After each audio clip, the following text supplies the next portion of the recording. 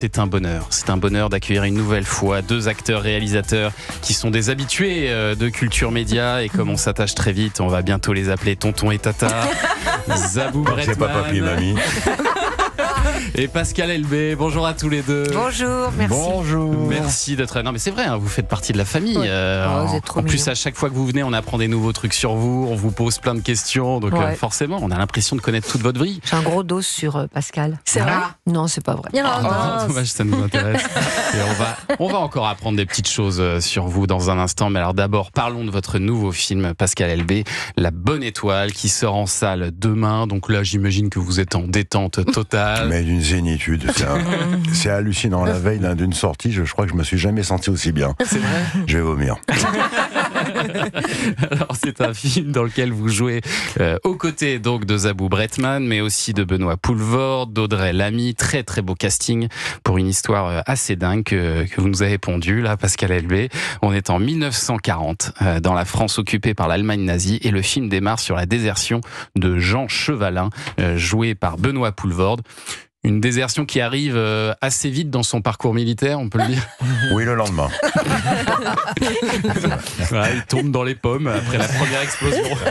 Il aurait essayé. Il aurait essayé, et donc il rentre chez lui discrètement. Sa femme est un peu surprise. C'est ça. Et là, quand il lui dit, quand même, je m'attendais à un autre accueil pour quelqu'un qui rentre du front. Elle lui dit, t'es parti hier, Jeannot. C'est vrai que c'est un peu rapide quand même comme retour. Et Jean Chevalin, donc convaincu que certains, c'est-à-dire les Juifs, vont encore s'en sortir mieux que les autres de cette guerre, il a une idée improbable pour faire passer sa famille en zone libre. Racontez-nous. C'est ça, il a l'idée il a entendu qu'il y avait une baronne que joue Zabou qui planquait des familles et les aidait à passer en zone libre. Il s'est dit, on a qu'à se faire passer pour des Juifs et se planquer chez elle, comme ça. Et puis en plus, à mon avis, c'est encore eux qui vont s'en sortir le mieux dans cette guerre. Fais-moi confiance, on y va. Donc évidemment, c'est peut-être pas là. On va dire que ce personnage-là, ce n'est pas le couteau le plus aiguisé de la pièce. Oui. Il l'entraîne quand même dans une aventure un peu bancale et va se frotter évidemment à la grande histoire. Cette histoire, elle est quand même assez improbable, Zabou Bretman. Est-ce qu'elle vous a plu tout de suite, ou est-ce qu'au début vous vous êtes dit, non mais qu'est-ce que c'est que ça ? Ah non.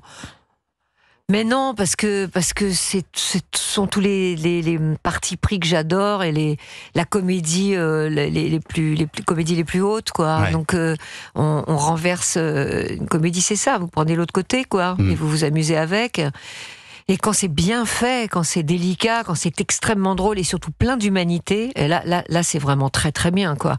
J'ai pensé à des grandes comédies, d'anciennes comédies de Lubitsch ou même Benigni plus récemment dans La Vie est belle, mais il y a une part d'humanité tellement forte. Mais dans le scénar, je me suis tout de suite éclatée, quoi. Mais tout de suite, j'ai trouvé ça. Et je me suis demandé quand même, en lisant, au fur et à mesure, je me disais, mais comment il va s'en sortir ? Comment il va s'en sortir ? Non, aussi, comment il s'en sort avec son personnage ? Oui. Est-ce que c'est vraiment un gros con, ou est-ce que... mais c'est Pascal qui écrit, donc je le connais un petit peu, et je dis, mais comment il le sauve ? Et oui, il sauve les gens, et Pascal, et c'est ça qui est intéressant, quoi. On va Vous donner avez vu comment je suis assez tranquille quand elle parle de Lubitsch, et j'acquiesce comme c'était normal. Oui, bien sûr. C'est pas la plus grande imposture de l'histoire du Kentucky. Ça fait plaisir d'avoir un film comme ça. Il y a pas souvent des films qui touchent à ça comme ça, de cette manière-là. Non, Avec beaucoup d'humour, avec beaucoup de quiproquos. C'est très très drôle. Moi, j'avoue que ça m'a fait quand même un peu repenser aussi d'ailleurs, un cinéma qu'on ne voit plus trop, à des comédies avec Pierre Richard, avec De Funès, qui traitaient avec légèreté de sujets importants. Il y a de ça dans votre film, Pascal Elbé. Oui. C'est ce que vous avez voulu faire. Oui, moi, ce qui m'a bercé, évidemment, il y a le cinéma là, et puis, je le répète à l'envie, comme on dit, c'est le cinéma italien, c'est la tragicomédie italienne. Moi, ces clowns-là, évidemment, quand je choisis Benoît Poelvoorde, parce que évidemment pour moi c'est un cousin éloigné ou un digne héritier d'un Bourvil ou d'un De Funès, mais aussi d'un Nino Manfredi, d'un Tognazzi, ces gens-là qui savaient jouer la lâcheté, ils étaient veulent, mais les comédies, ces tragicomédies italiennes, on parlait souvent de gens ordinaires avec leurs petits problèmes, et parfois c'était même des très gros problèmes, parce que c'était la sortie de la guerre, et pourtant c'était toujours drôle, c'était traité toujours avec cette légèreté qui rend l'aventure humaine, tout simplement, et c'était important pour moi de ne pas juger ce personnage-là. C'est vrai qu'il démarre de très bas, Ah oui. mais Il est encore une ignorant fois, total, oui. oui, mais après, vous savez, ça nous renvoie, nous, à ce que nous aurions fait, nous, pendant la guerre. Est-ce qu'on aurait eu ce courage-là de s'enrôler dans la résistance?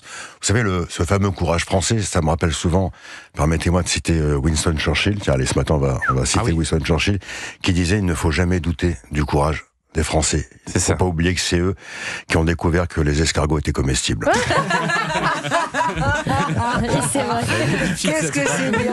Il a vraiment dit ça, Churchill. Vous voyez, donc voilà, c'est très chacun. drôle. Et il y a un équilibre qui est pas simple, n'empêche, dans le personnage central là, de Benoît Poelvoorde, parce qu'on sent qu'à la fois il baigne dans une époque antisémite, mais qu'en même temps il n'a pas un regard ou une réflexion foncièrement méchante sur les Juifs. Et on sent que vous êtes sur ce fil comme ça. Non, c'est l'ignorance qui le guide. C'est l'ignorance. C'est l'ignorance et aussi l'espoir de s'en sortir. Ouais. Lui-même n'est pas profondément raciste.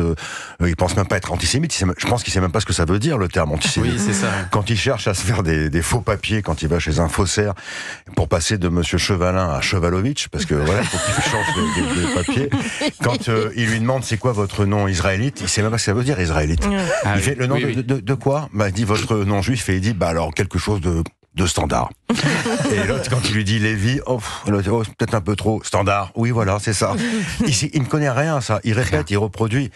Moi, ce que j'entends par là, c'est que je vois qu'aujourd'hui, évidemment, c'est cliché, on a souvent la peau dure, le cuir très dur, très épais, et on reproduit parfois ce genre de cliché, mais que ce soit pour cette communauté ou une autre, il y a aujourd'hui, grâce au réseau, il y a une facilité pour répandre ce genre évidemment, de stéréotypes, et ça va tellement vite aujourd'hui, beaucoup plus vite qu'avant, et c'est ça, moi, mon inquiétude.